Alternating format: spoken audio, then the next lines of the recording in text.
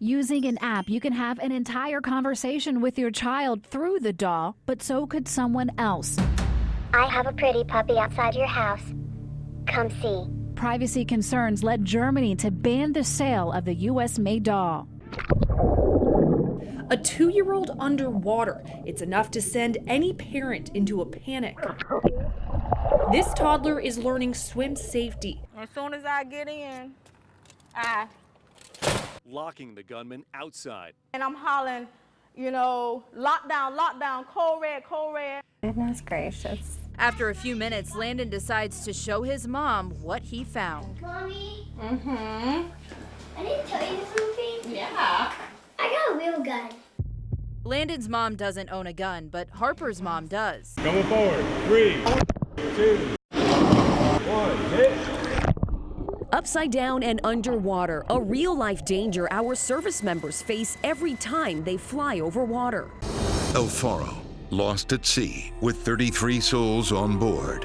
Never one time did it ever cross my mind that he wouldn't come home. Never.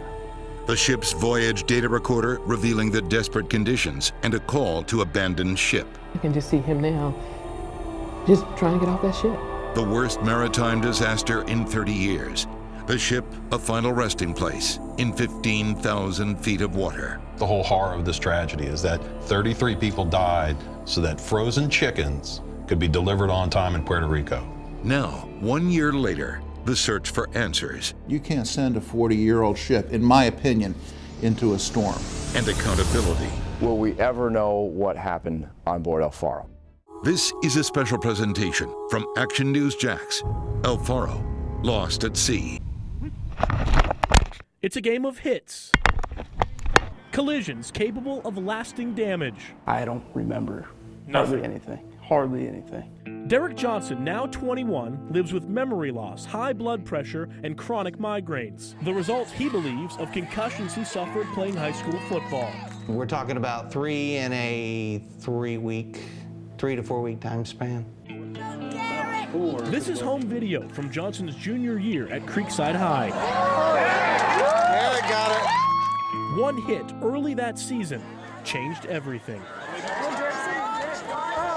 The blindside block sent his head snapping back. They waved me down from the stands, and when I came to see him, his eyes were shifting back and forth, and they couldn't stop. That was extraordinarily scary. The weeks that followed brought constant pain and depression. I got to the point where I had like 10 or 15 sleeping pills in my hand, and I was in a lot of pain, and I didn't see an end to it. Starting last football season, Florida schools were required to report concussions to the Florida High School Athletic Association, or FHSAA. I think a lot of those things are working towards making the game safer. Coach Ramsey says he's seen 2 concussions so far this season, both suffered here on the practice field. He believes the reason for that is simple. You practice more than you play in the game. It took the Duval County School District more than 4 weeks and later months of multiple corrections to get us its concussion data. We focused on football for the 2016-2017 season. Mandarin High School had the most, with 6. Lee and Sandalwood High Schools reported none at all. I would find that incredibly hard to believe. We compared Duval County's numbers to data given to us by the FHSAA, and the numbers didn't add up. DCPS says there were 39 football-related concussions in all of last season, but the FHSAA's data shows 257. Look closer, and the numbers are even more off. Discrepancies of 48, 73, even 109. At one school, there were as many concussions as there were players. Robert Sefcik is the executive director of the Jacksonville Sports Medicine Program. Many schools don't have licensed athletic trainers available to collect that information, therefore to report it. So the reliability on who's reporting that, is different throughout the state. For 2 weeks, we had been requesting an interview with a representative with the Florida High School Athletic Association here in Gainesville. But after getting nowhere, we decided to pay them a visit. We're just hoping to get some questions answered about statewide concussion reporting. They wouldn't talk to us on camera, but a representative admitted in an email some of their data, quote, appears to be inaccurate, and that no conclusions can be drawn until accurate data is provided. But I've learned there's no mechanism in place to make sure that ever happens. While schools are required to report the number of concussions, there is not a specific penalty for failing to report. So if the data is wrong, how can Florida track trends or create new rules designed to protect players? Frustrating for this family. Every time now he gets a headache, we wonder, is it just a headache or is it because of the concussions? We'll never know the answer to that. Who 5 years later still lives with the impact of this hit.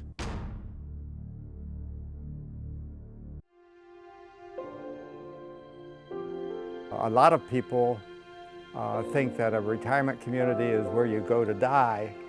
Well, this one is where you come to live. Beneath the canopy of towering oaks, behind the walls of the old post office, and beyond the manicured greens of the golf course lies the town of Penny Farms. They're very generous people. Mayor Robert Fisher admits it's easy to miss this Clay County town. Penny Farms stretches just 1 mile and is home to 749 people, 749 hearts that are as wide as Florida is long. People here feel that they have been blessed, and as a part of that blessing, one way to give thanks is to give back. Standing on the northwest corner of town is a bronze statue of entrepreneur and philanthropist J.C. Penney. He built the Penney retirement community in the 1920s for retired ministers, just like his own father, to stay active by giving back. Nearly 100 years later, Penny Farms has become the most generous zip code in Florida. While most here make less than $25,000 a year, each donates nearly 10% of those earnings to charity. And there's this. Neighbors here volunteer an astonishing 130,000 hours a year, many of them right here. I started it back in 1994 in Africa. Personal Energy Transportation, or PET, was Larry Hill's idea. The retired missionary moved to Penny Farms 15 years ago, and since then, nearly 8,000 three-wheeled hand-powered carts have been distributed to physically challenged people across the globe. When you come in here and you see all of these people doing this work, what do you think about? Great. And on the day of our visit, a special visitor from Nigeria. It's very easy to move and to return. 27-year-old Shayun Oki lost her legs to polio and could only crawl until she received the gift of mobility from the people of Penny Farms. Oki is now a college graduate with a full-time job. They sat down and think of this and build it for us. It's very fantastic to me. Shayun means thank you in Nigerian, and she had only one wish this holiday: to travel more than 5,000 miles and meet the people who changed her life forever. They are doing a great job, so I just came to appreciate them. What a paycheck. David Quirk is one of the 200 military veterans who now live in Penny Farms. We planted a lot of landmines in a lot of places in the world, and a lot of these people that use a pet now are people that have stepped on a landmine. Giving back, he says, gives his life new meaning. You can only play so much golf after you retire. You want to feel like you're still contributing. It's a place where you can come, and it's not to retire, it's to live a life more abundant. Do you think you'll ever get tired of seeing these being made? No. We need millions of them, and we're only producing thousands. For Larry Hills and the other 748 residents of Penny Farms, every day is a day to give thanks. They've discovered the fountain of youth. It comes from a wellspring of service and the legacy of love it leaves behind.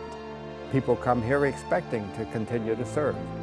That has been a part of their makeup all the way through their life. It's just a part of their being.